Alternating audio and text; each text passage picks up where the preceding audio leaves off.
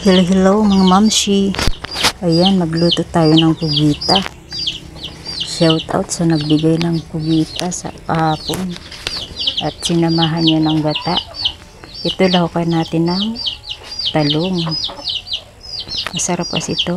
Ito yung gata na binigay ng aking butihing auntie. Ayan. Ito, igisa na natin. Sibuyas, bawang, luya. Yan, kailangan igisa muna natin to.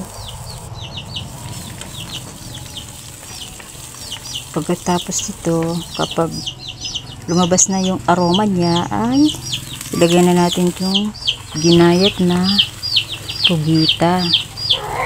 Yan, hiniwa ko siya ng maliliit para mabilis siyang maluto.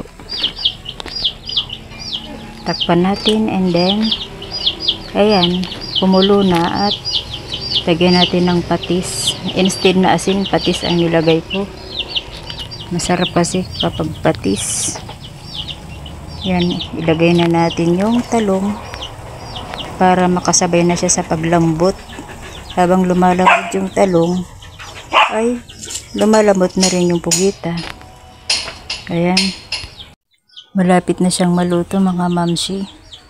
Maglalagay na lang tayo ng mga iba pang pangpalasa. At itong na nga, nilagyan ko na ng gata. Ito yung magpapasarap nito. At yung syempre lalagyan din natin ng paminta. Yan. Isunod na natin yung magic sarap na siyang nagpapasarap dito sa luto. Ayan. Okay lang naman na hindi kayo maglagay, pero ako sanay na rin ako kasi maglagay.